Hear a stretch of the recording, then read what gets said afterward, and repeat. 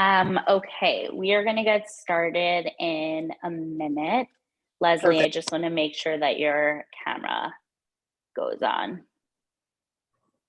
Oh, can you not see me? Well, hold on, let me No. try it now. Oh, no, it says you cannot start the video because the host has right. disabled it. All right, I'm going to make you a host again. Give me 1 second. Okay. Okay, let me try that again.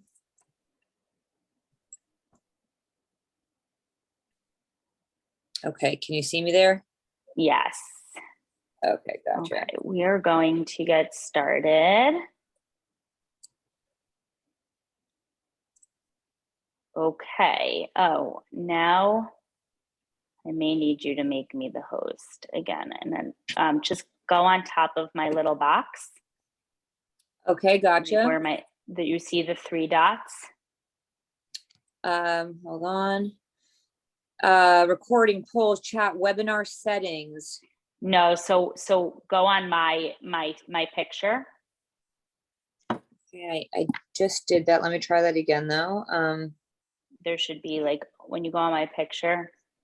All right, otherwise we just won't get the polls because I can't do the polling, but it's fine. Okay, I don't see where I'm clicking on your picture. No, I don't see. Let me try one more thing here.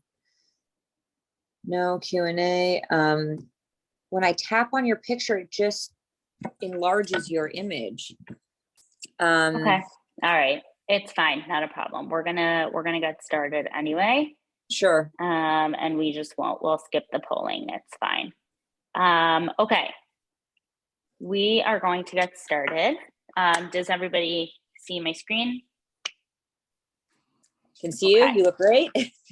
Thank you. So, okay, everybody, welcome to tonight's webinar. We're going to be speaking about food and mood, which I really love this topic. And the reason I also love this topic is because I think that there's so many opportunities for this topic to get to get away from science. But being a registered dietitian, I love obviously bringing everything back to science. I love having everything backed by real research. And this is a topic, like I said, can very easily get away from science, but everything here is so backed by science and has so much research supporting it. And I really just think it's an awesome topic to be speaking about. And I think that everybody really wants to try to be in as happy, good moods as much as possible.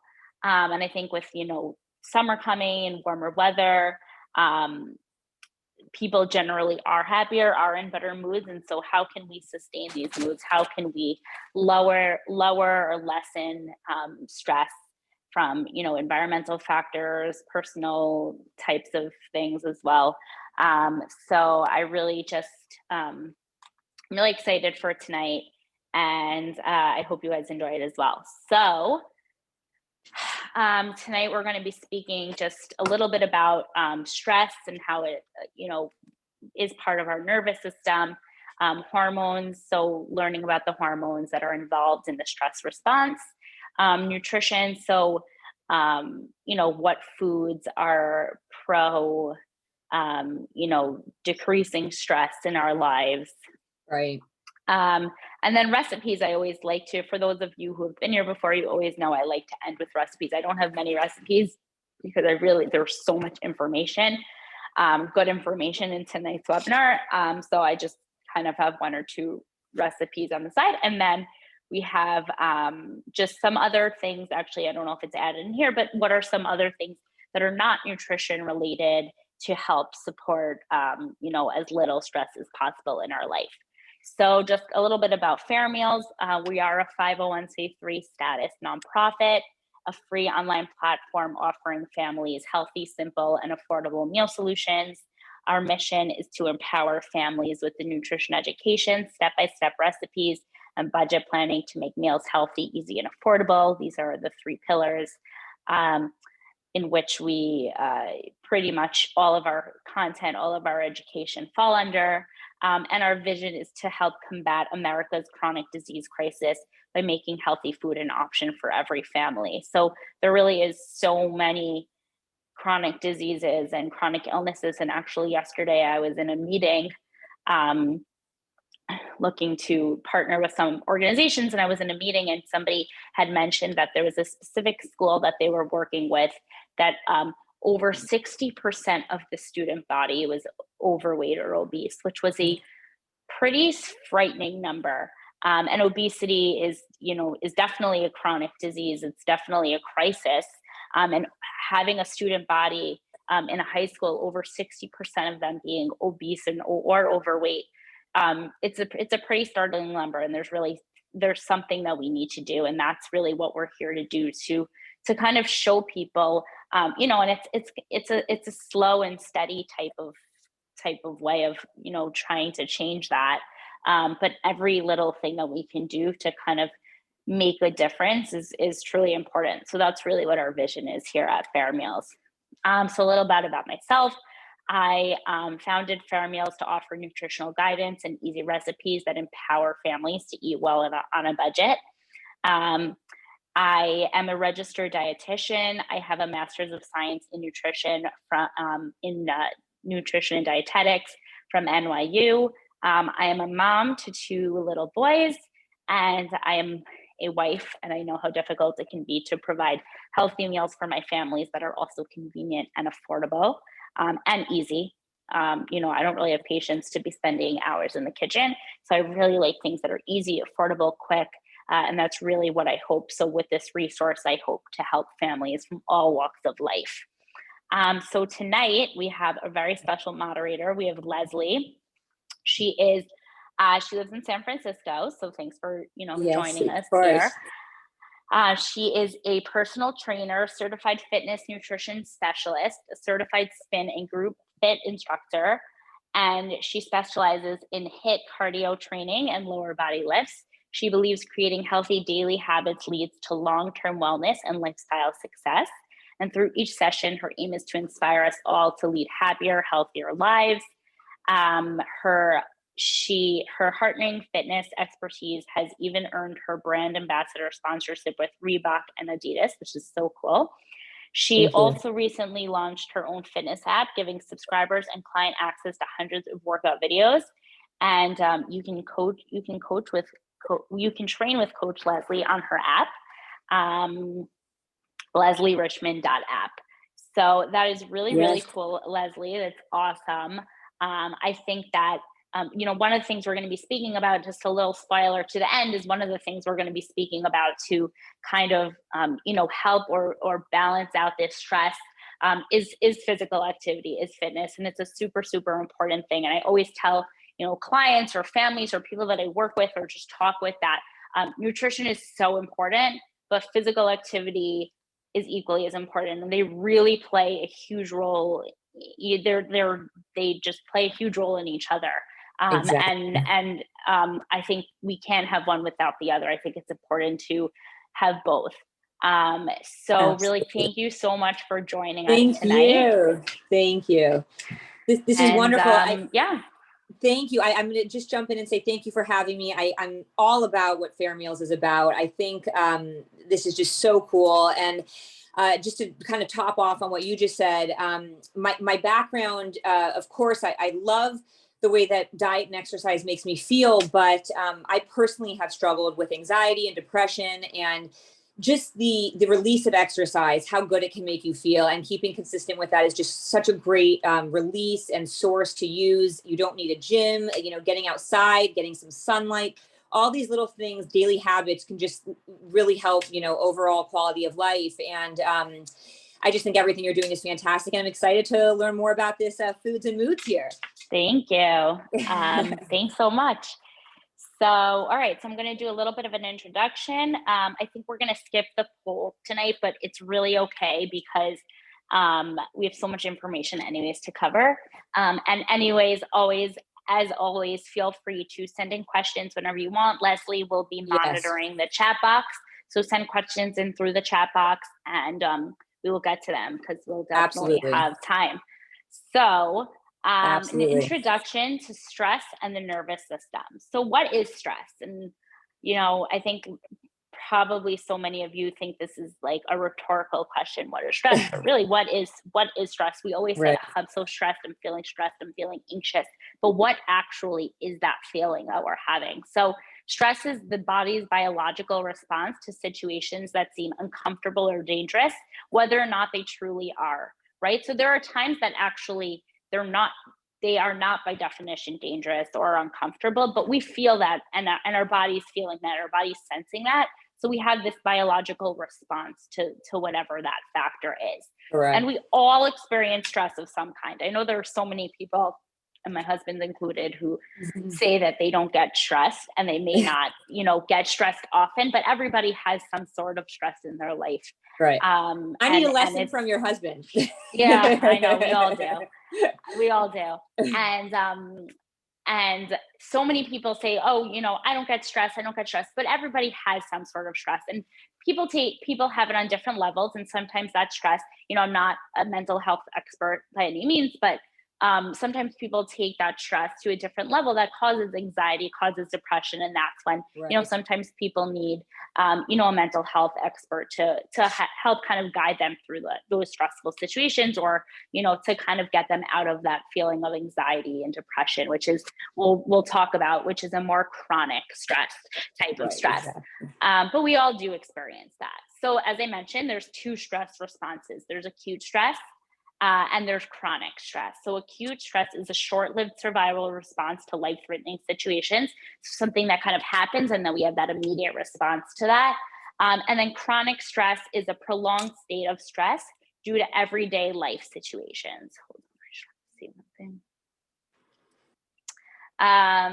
And then chronic stress, right? So this is something that's a little bit more prolonged. It's not something that's happening right away. It's something that's almost building up in our day-to-day lives, that kind of just affects almost our everyday situation.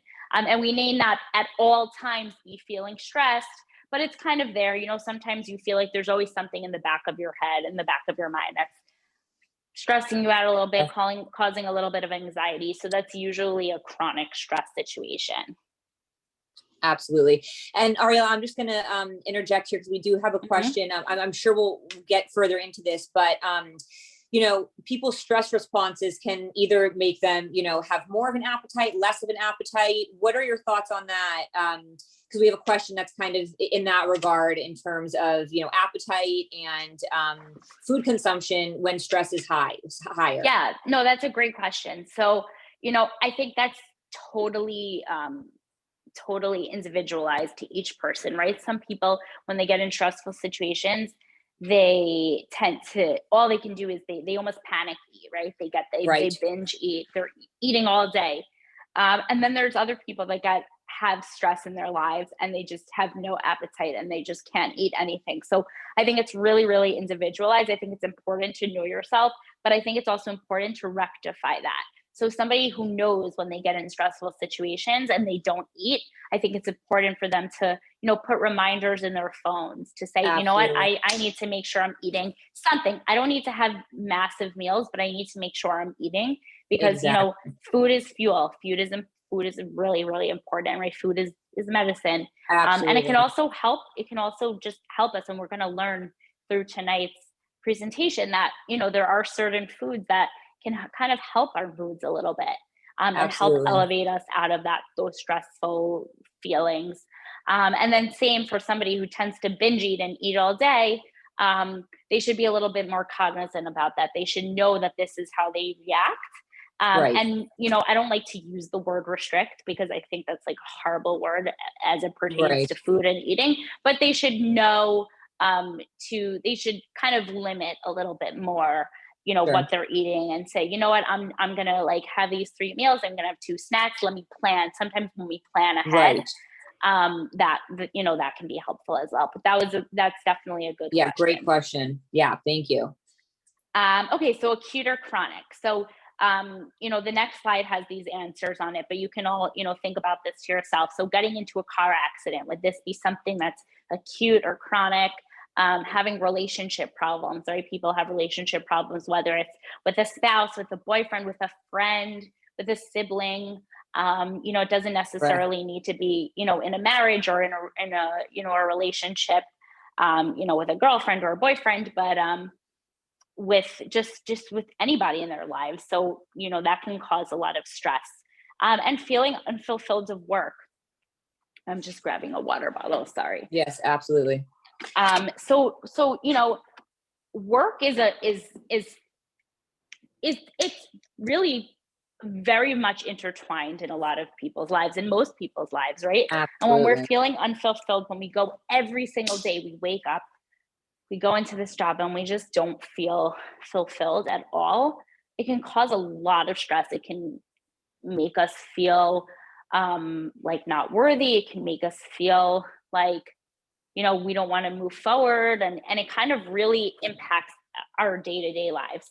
So Absolutely. again, just think about what are these is acute and which of these are chronic. And I'm going to give you guys like 10 seconds, and then we're going to go to the next slide and we'll see what if you guys were right. Absolutely. So getting to the car accident is acute because it's something that happens right away. Having relationship problems and feeling unfulfilled of work, these are both chronic types of stress, because these are things that kind of build up, you know, throughout our day, throughout our day-to-day lives. I think I just saw a question pop up. Oh yes,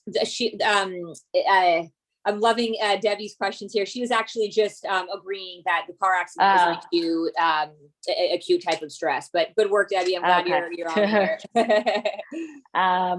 Okay. So autonomic nervous system. So we have the sympathetic and the parasympathetic, and this is going to be important later as we kind of go through this presentation. So the sympathetic nervous system is activated by both acute and chronic stress. And then parasympathetic is activated in a steady state of calm or relaxation. So that parasympathetic is kind of like after we've gone through those stressful moments, the parasympathetic kind of comes in when we're like getting more into that steady state of calm or relaxation. Perfect. And now we're going to talk about hormones. So hormones are also going to be super important, you know, as it pertains to stress and eating and everything of that sort. And hormones play a huge role also, and we're going to see in, you know, in digestion and everything of that sort. So, you know, again, hormones are important in pretty much everything. Absolutely. So hormones are chemical messengers that influence functions of the body like growth, development, and metabolism. So the adrenal gland, and I don't want to get too into the science because there's a lot of science behind all of this, but I think it's really important to just touch, you know, like top level. So the adrenal glands sit on top of our kidneys, so shown on the left, so you see in that picture, and the adrenal glands release two stress hormones. So there's epinephrine, which is that like adrenaline hormone, and cortisol, and we're going to talk about those two. Perfect. So just remember that. Yeah. Mm-hmm. Wonderful. And I'm sorry, I'm just going to interject here. We've had two great questions. The first one actually that came through was, are there certain foods that we can eat to help calm our nervous system? And I do know that it comes further along in the presentation. So we will definitely get back to that question. But while we're on hormones, this question just popped up. And, you know, we hear about buying hormone-free foods and things of this nature. So what are your thoughts on, you know, does that have an impact on our mood as well? That's a really good question. I'm really not an expert when it comes to that. From what I do know, from the little that I do know, I don't necessarily think that the hormone free or foods that do have, or that come from animals with hormones, have anything really to do with like affecting our moods, like with our whatever. I think I think there's some other like nutritional benefits to hormone free. Sure. And again, I'm really no expert on that. But from what I can say is that I don't think that that's the reason why we go for hormone free. Right. But that is a very good question, and I would love to look into that more. But I don't think it necessarily has anything to do with that. Gotcha. So, but good, great questions. Yes. And for that first question, we are definitely going to get into that. Yes. So, Excited to hear about that as well. yeah. So, okay. So we spoke about these adrenal glands, and we spoke about what the adrenal glands, these two hormones that are released, right? We have the epinephrine and we have the cortisol. Right. So the stress hormones are this epinephrine, which is those adrenaline, and the cortisol. So epinephrine is associated with acute stress, and cortisol is associated with chronic stress. Perfect. So with elevated, sorry. Oh, that's okay. We did have a question on this, but I'm going to let you go on to the next slide, and then I'm going to interject here. Okay, great. Okay, so elevated cortisol. So elevated cortisol can do a lot of detriment, right? So it can disrupt digestion. So digestion occurs in the parasympathetic state, right? We want to be in that state of calm and relaxation. When we're not in that state, we tend to not be able to digest things properly. And sometimes we feel that, right? Sometimes when we're eating in a rush, right, we almost have like indigestion. We're not able to really digest properly. So it's really important. And we're going to talk again about that at the end of like, situations or the type of mood or the type of environment that we should be having our meals, right, and our snacks. And a lot of that has to do with, making sure we are in that parasympathetic state so that we can digest our foods properly. So when we have these elevated cortisols, when we are in these stressful situations, it definitely can disrupt digestion. We can also have sleeping problems, and sleeping problems also, nobody wants to have sleeping problems. Everyone wants a good night's sleep. So we have insomnia, restlessness, chronic fatigue, very and a common lot of these days now. Yeah. Especially since the pandemic, there's been so much, I would say, chronic stress, just revolving around COVID and everything else going on in the world. And it's really causing a huge thing that, people have been complaining about is their sleep. So, again, it's really important that we try to limit that stress so that we don't have these crazy high cortisol levels. It also weakens our immunity, right? So we're more susceptible to colds and other illnesses, and potentially, some viruses that are going around, right? So I'm not saying that I'm not saying that that's like, if we have elevated cortisol, we're automatically going to be getting sick, but it definitely does over time. When we have these consistently high cortisol levels, it definitely can over time weaken our immunity. And it just makes us more susceptible to all types of illnesses. And, nobody really wants that. So, it's important to do everything we can to kind of limit that stress. Right. Yeah. And I know for myself, on the weeks that I'm running around or just my stress is higher than normal. And I feel that run down feeling, I do tend to pick up a cold more easily, or just, my sleep is not as strong.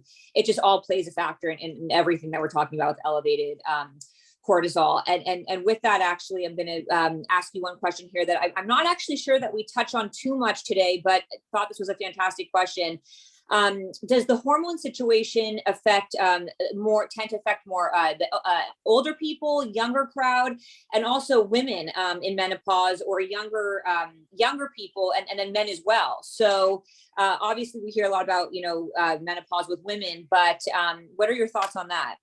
So that's a great question. So the hormones in menopause there's definitely a lot of all of these hormones definitely play a role, but these hormones are more necessary, play a bigger role as it pertains to stress. There are other hormones that play their roles in menopause. I'm going to say maybe older, and it can be men and women, this may be a little bit more of a concern to them, only because the older you get, the more situations you get in that may cause stress, right? That may cause more chronic stress. And when we have this chronic stress, we're going to have these more consistently higher levels of cortisol levels. So I would say that's the only reason why, as you get older, maybe, it may play more of a role. But as it pertains to menopause, I mean, there may be, reasons going through menopause that you are in a more chronic stressful state, Right. which is, then this would play a role. But as it Exactly. pertains to just like menopause in general, these are not specifically going to be, Right. so into play. Gotcha. Good. Perfect. Great answer. Thank you. But yeah, very good question.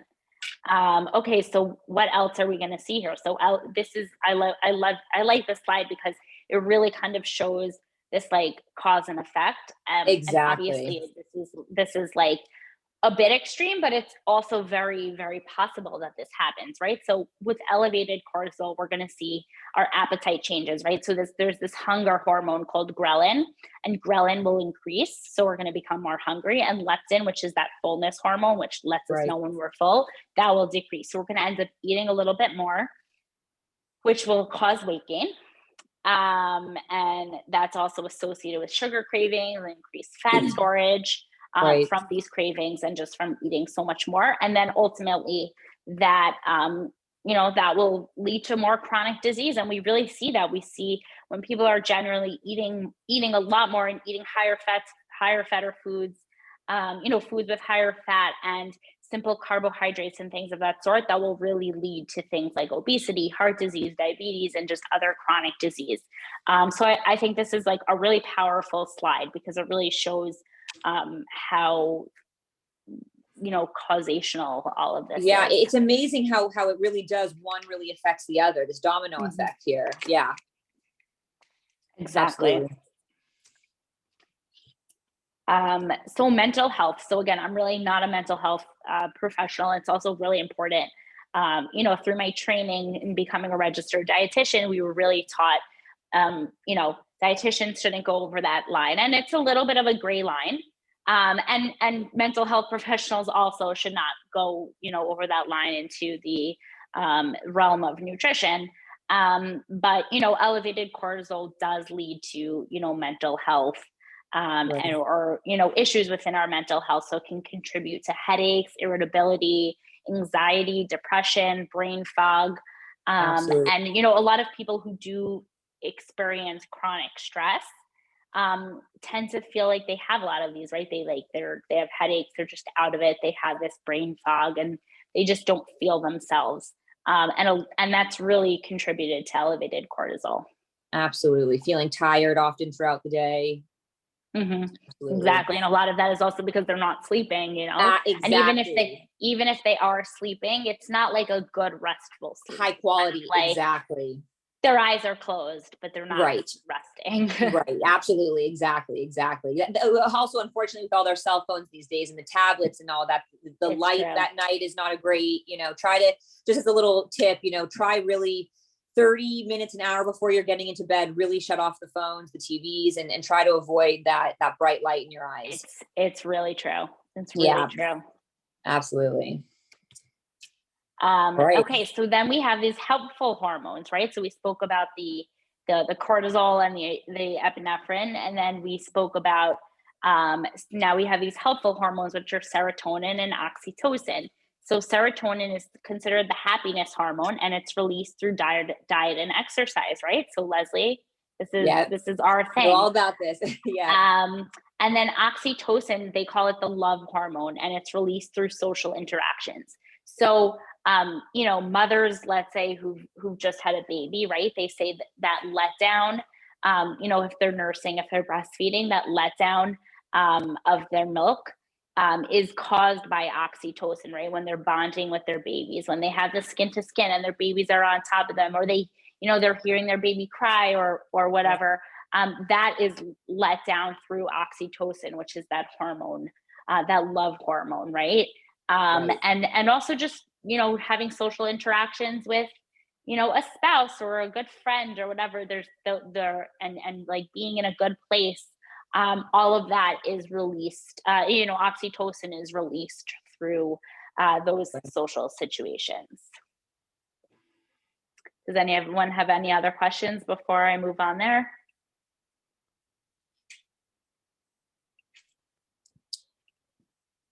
I think as we move on to your nutrition here, we'll be able to answer. And I think we did just, here we go. What foods have serotonin? I think we're going to be hitting kind of some of this now. So there's no, foods don't necessarily have serotonin. It's just kind of getting to that. Well, we're going to go through it now. So it's a good question, and you'll kind of see what that Foods what the that make you answer is feel to good. that. Exactly. Right. Exactly. Okay, so nutrition. So combat stress with foods to boost mood and mindful eating. So what are some mood boosting macronutrients? So we have healthy fats. Healthy fats, which are known as omega-3 fatty acids, are also omega-3, omega-6 fatty Mhm. acids. These are some great mood boosting macronutrients. So examples are walnuts, salmon, olive oil. These lower cortisol levels, right? We want to lower those cortisol levels. Whole grains increase serotonin and promote feelings of calmness, right? So they don't have necessarily serotonin in them, but they'll help increase those levels of serotonin, those hormones, Exactly. and promote feelings of calmness. And lean protein. Stress increases the need for protein to lower blood sugar. Correct. So these are all important.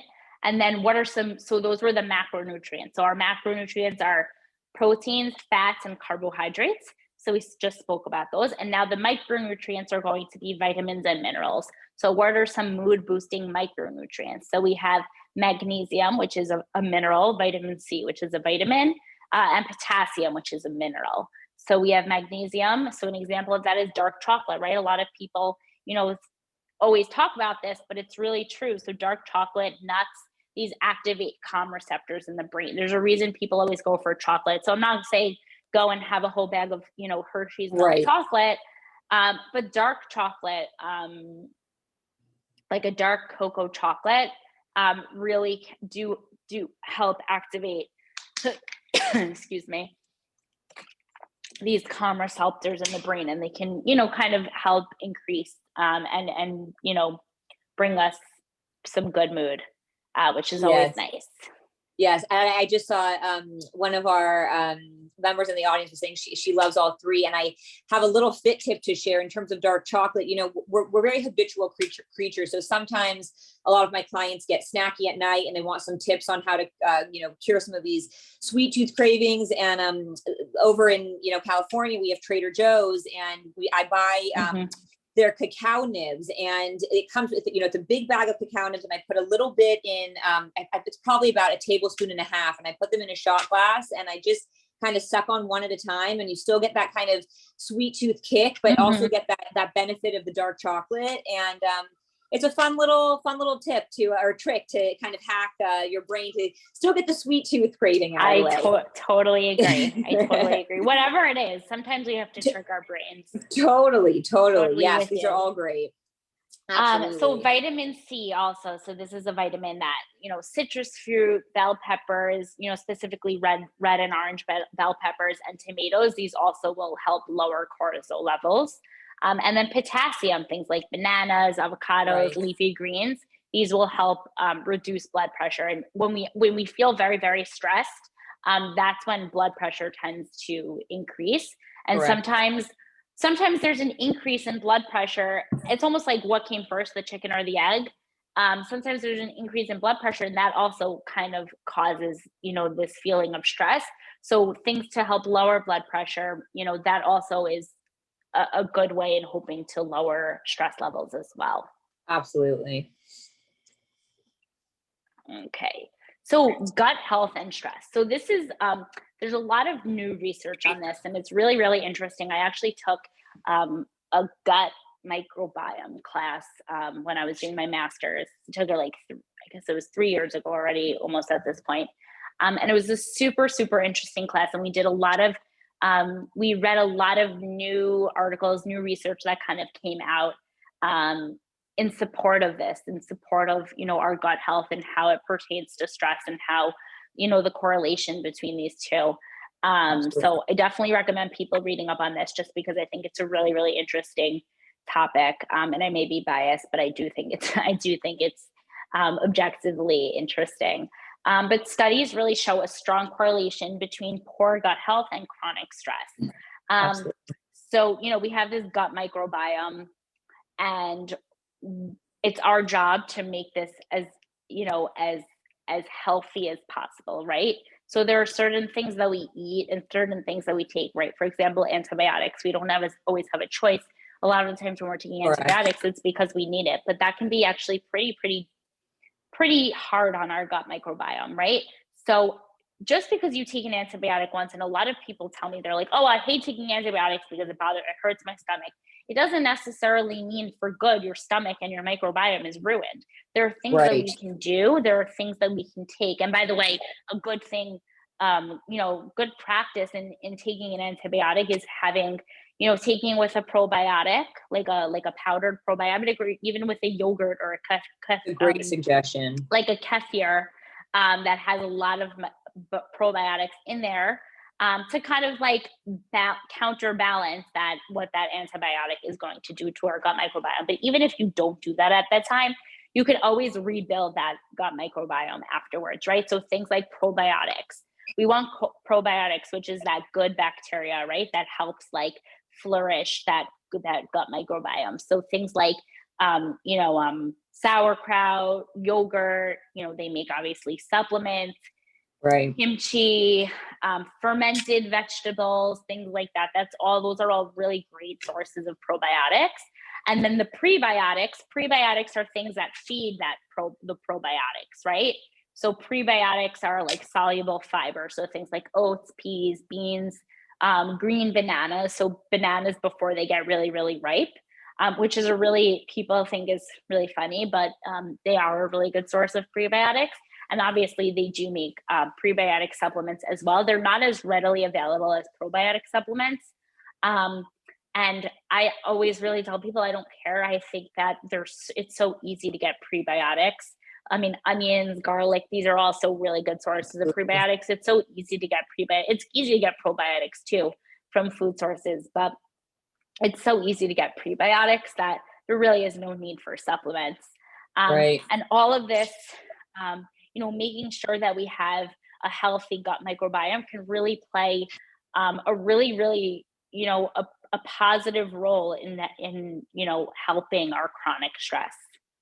Absolutely. It's And a really I didn't important thing. know about the dandelion, actually. That was a new thing that I'm learning here today. That's very cool. And they make it in tea, and it's very easy Yes. to buy in the supermarket. I actually took that out right before. I see that you have that. Took that out right before because I realized that a lot of people probably don't know what that is and are like not into that. And I kind of wanted to put things in more that people maybe like I love that fact, familiar though. with. But yeah, it's a very interesting thing. But I'm glad you brought that up. But yeah, so probiotics, prebiotics, all of this, making sure we're getting this to make our gut microbiome as healthy as possible, can really, really help with chronic stress. Absolutely. That's great. So this is a really interesting topic. Yeah, I've been waiting for this. Caffeine and stress, and I'm sure I'm going to get some questions on this, but I will never sit here and tell anybody not to have caffeine and not to have coffee. I genuinely cannot wake up in the morning without coffee. But to that point, and I'm not saying, and I know most people have more than 1 cup of coffee a day. I typically don't. But I really, really would make sure that, there's a few things that when it comes to caffeine, when it comes to coffee, to think about, and we're going to talk about that in the next slide. But so elevated cortisol levels, right, we said can lead to sleep disturbances and chronic fatigue. And to combat this, a lot of the times people turn to coffee and caffeinated beverages like coffee, energy drink, soda. But caffeine actually also increases cortisol levels and stress.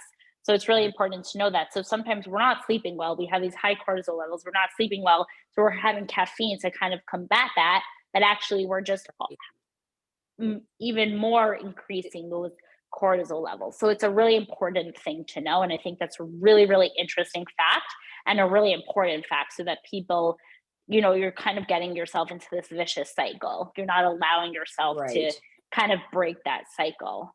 Exactly, exactly. And one habit trick I'm going to throw in as well. I'm a coffee drinker as well. I genuinely need it in the morning as well. But if you can, try to, upon waking, have that fresh glass of water, maybe with some lemon, and then go into your cup of coffee. That would actually help as well, because you're getting some hydration from obviously some pure liquid, then just going straight into your cup of coffee. But I know that's hard because, people go right for the coffee, but just a little tip, if you can, try to get a big glass of water, that definitely will benefit you as well. Yes, I totally agree with that. And some other recommendations, and I didn't add that, but I agree with drinking some water, like cold water, is a great thing to have before, but try not to drink coffee on an empty stomach, right? So many people tell Right. me they go right to coffee, but it's actually, sometimes people tell me they're like, oh, I drink coffee and like I need it first thing, but then I get nauseous. Drinking coffee on an empty stomach can cause that. Right. It's not always the best. It's not the best thing to do.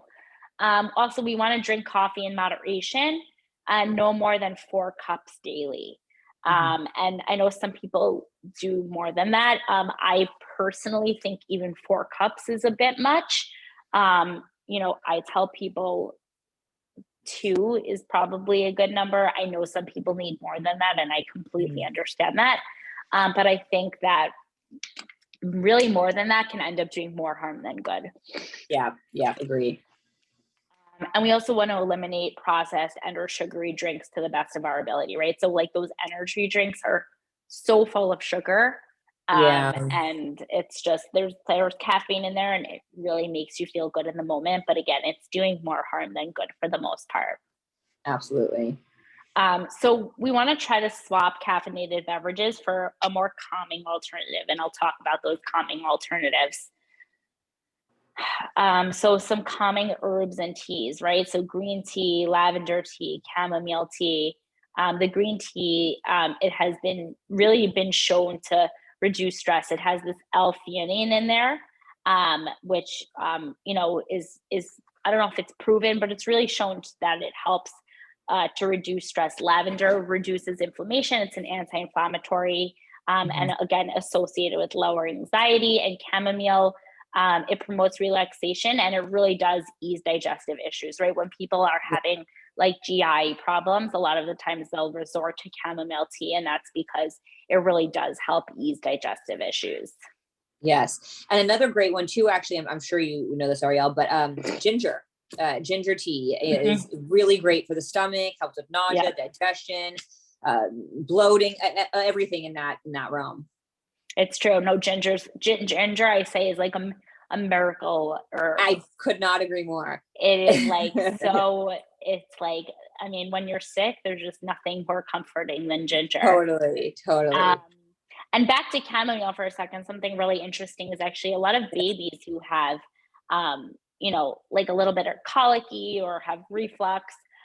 They'll sometimes say doctors will actually recommend adding some chamomile tea and water to a bottle and feed it to them because it can Oh, be really, interesting. really calming for that as well. So it really is a very calming alternative for people. And I'm not saying that you need to like totally give up your coffee for the teas, but if you are somebody who has 3 or 4 cups of coffee a day, maybe Right. try to try switching one of those cups to, a calming tea, to one of these teas, and then, and see if that helps you.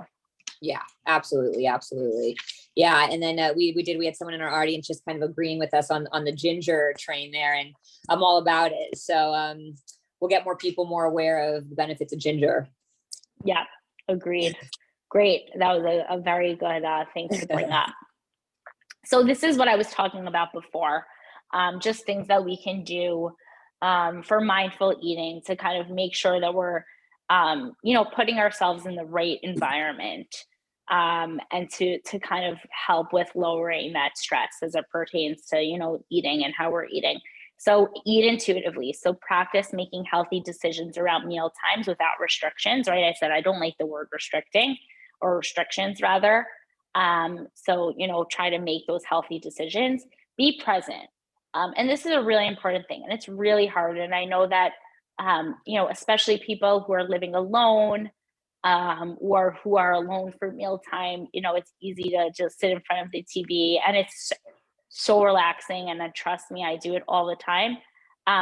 But there's also something really to be said, or I'll even like go on Instagram and just like watch, Instagram videos or stories, but putting screens away during snacks and meals and really just like it helps you like be present even if you're on your own, right? So obviously if you're with other people it helps you enjoy the company, but if you're on your own it really helps you just like be present, enjoy the meal, making sure you're eating properly, making sure you're chewing properly, which is the next thing, really helps like with digestion, making sure you're not eating too quickly.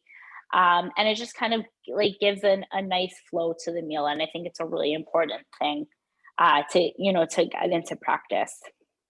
Agree. Absolutely. We had, yes, go ahead. Sorry. Oh, no, I'll that's just okay. finish this slide. Yeah, Finish your slide, and we'll get back to some of these Q&As as we get closer to the end here. Okay, great. So chew slowly. So chewing initiates the digestion and absorption process, right? The second we put the food in our mouth, that's starting that digestion process.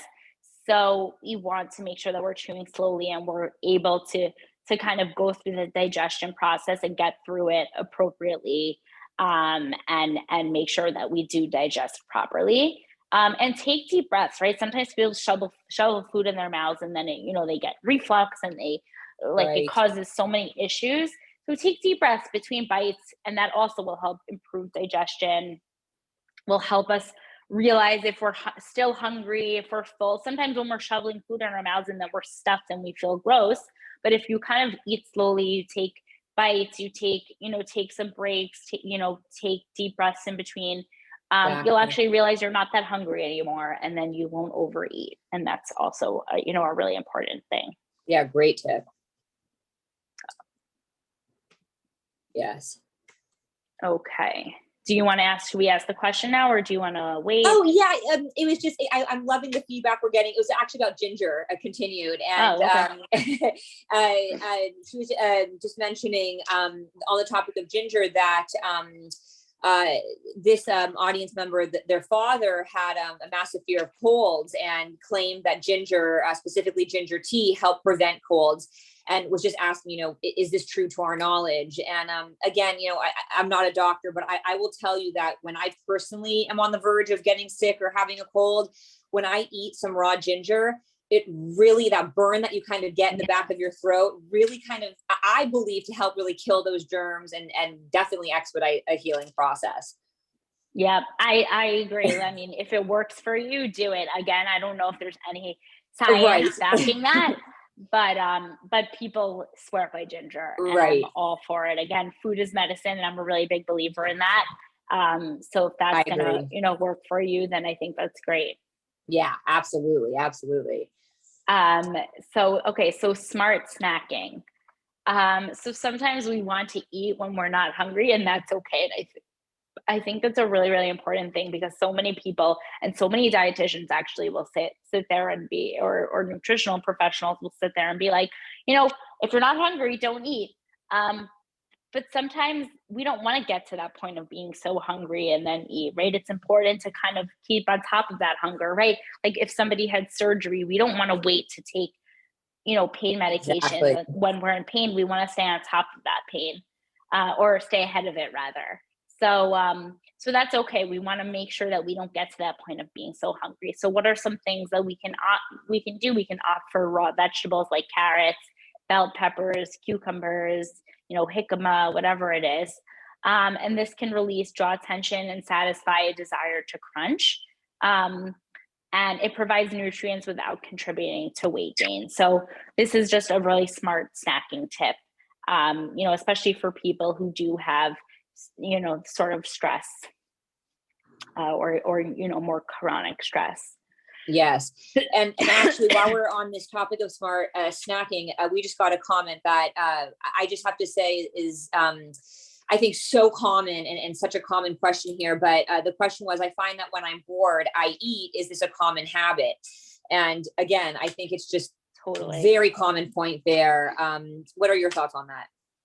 So it's totally true. And you see people, especially people who have desk jobs, they'll tell you all the time that they're just sitting there eating, because even if they're so, and when they're really, really busy, they may not eat as much, but when they're not as busy, which, not every second of every day you're so busy in a desk job, you're just going to find yourself eating because you're bored. And again, I think that's really okay. I think making sure that we're preparing, again, we shouldn't be eating the entire day, but you may be snacking more. And I think making sure that we're preparing ahead of time those snacks, right? Making sure we're having things like, healthy fats. So things like nuts, Exactly. fruits and vegetables, yogurts, and we're not eating, a lot of processed foods and chips and all that kind of stuff.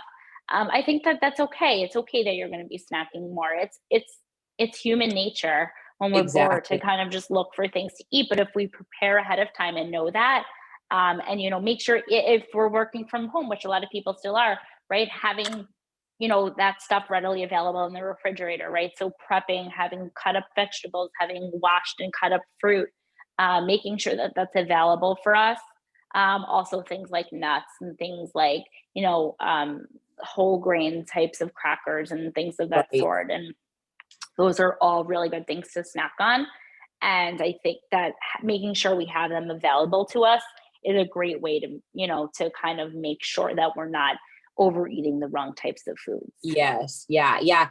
And to that point, a fun little phrase that I say to my clients a lot, and I tell myself a lot, prior planning prevents poor performance. So the more that you can have those veggies cut in the refrigerator and things that are easy to snack on are definitely going to help.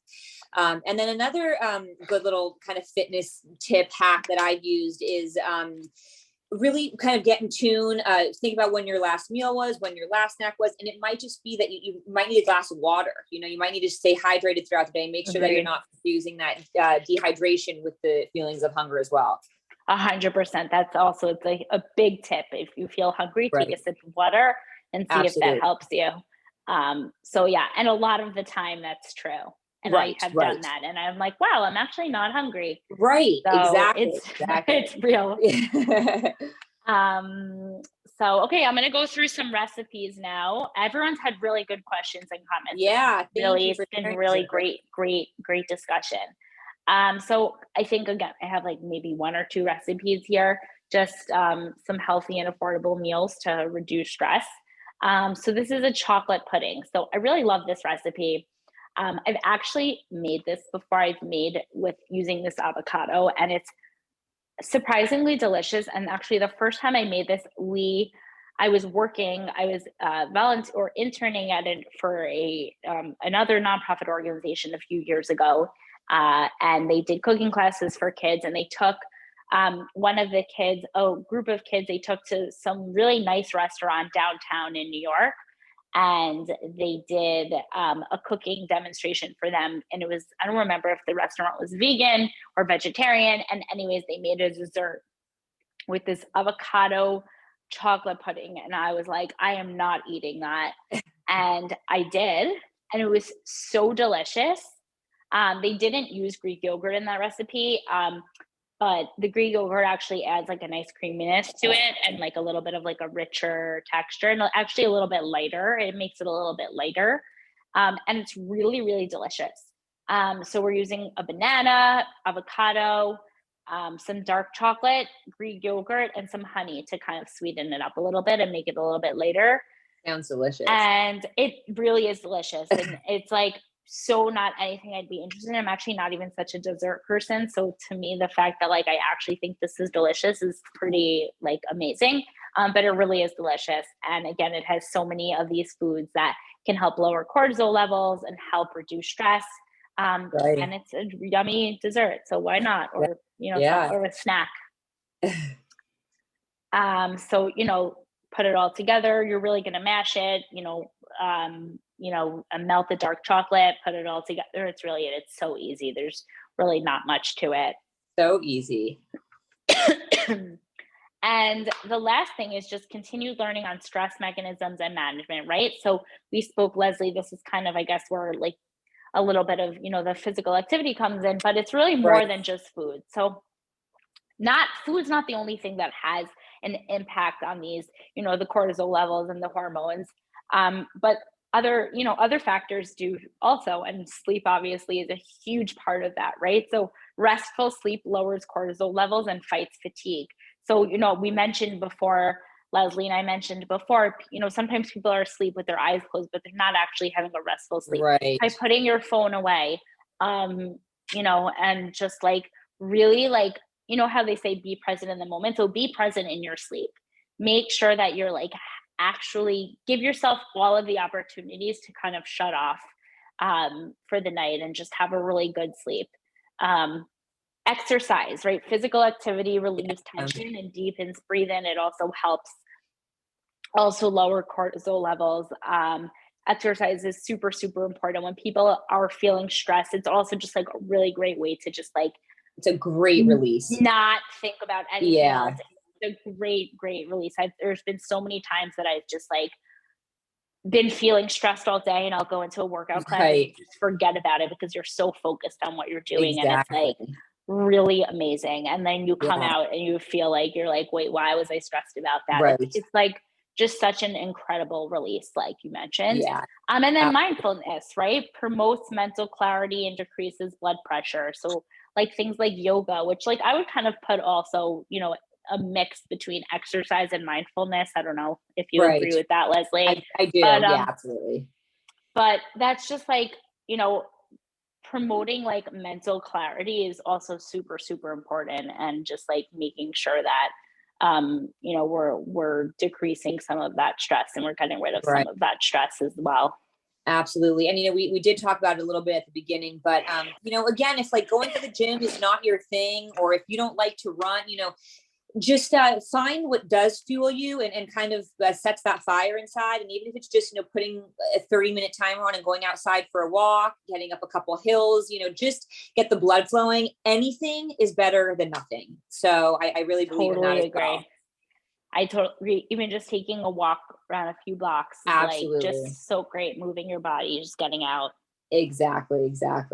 And then, mental health, develop effective and healthier coping mechanisms. And I think that's also a really important thing. I think, there used to be so much like it used to be so taboo and used to be something really not spoken about, mental health and going to see a therapist. And I think that, I think everybody should really be seeing a therapist. Yeah. Because I think, and I'm joking, but I'm not joking, but I really believe that having something or someone to help you cope, because everybody in a sense has, Absolutely. something kind of taking over their mental health a little bit, and just having somebody to help them kind of cope That sounding and board. get through that exactly is Right. just super important. And again, it doesn't need to be a therapist. Sometimes it can be, some other activity. But knowing yourself and knowing what can help you cope with that is super important. And to just like give your mental health a little bit of a vacation. Right. Social interactions, right? As I mentioned before, with oxytocin. So with friends, family, pets, it releases oxytocin. You see a mother breastfeeding in this picture, that's releasing oxytocin as well. And self-care, this is a really important one. Make time for things that bring you joy and release serotonin. Make time for yourself, right? If you love, you love going to museums, you love reading in this picture, you love doing art, right? Make time for that. Everyone has such busy schedules, and I totally understand that. But just make some time for yourself. And it doesn't have to be every day, but like once a week, give yourself 30 minutes, and everybody has time for that. I really believe that. And I think it's a super, super important thing. Couldn't agree more. Absolutely. And just, okay. So, we do have a couple last questions coming in, but I just want to make sure that, we're done. Ariel, so wonderful. That was a wonderful presentation. Thank you so much. That was very informative. And I have a new recipe to go try that I cannot wait to try. So that will be super fun. And let me just pull up some of our questions here. I'm going to review one of these here. Okay. So question for Coach Les here. What would you say the ideal split between cardio and weightlifting is? So workouts, assuming 7 days in a week. I really dislike cardio, but realize it is crucial. What would you recommend to burn fat most efficiently? Okay, great question. So I feel you on the cardio thing. there's so many stipulations about cardio, especially going around the social media these days that I see.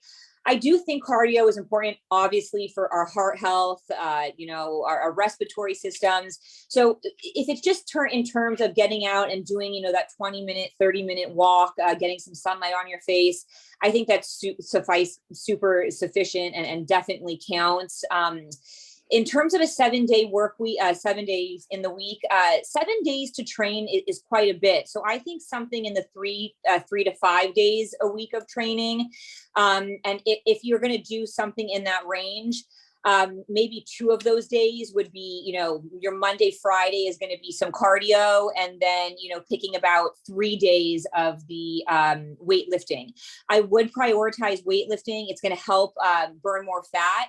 So, if that's a goal, definitely prioritize weightlifting. And when you have the time to set aside for that, 30 minutes of cardio, definitely implement that as well. But my suggestion would be to find a program that you like that is going to show you those basic compound lifts, squats, deadlifts. And again, you really don't need much equipment. The resistance bands that you can find on Amazon are fantastic. Keeping a set of dumbbells at the house is fantastic. But proud of you for getting going and starting, because I'll tell you right now, we talked about at the beginning, the exercise is a big thing in terms of promoting overall, health and wellness, and just, again, big touch on mental health. So, Agreed. definitely, in terms of self-care, that's my number one self-care process for myself. So, yeah, that was a great question. Thank you. Yeah. I'm so happy you got a good question. Yeah. Thank you. Everyone's interested in working out. I'm sorry. I say that again. I said everyone's interested in exercise and working out. So you're a great person to ask questions to.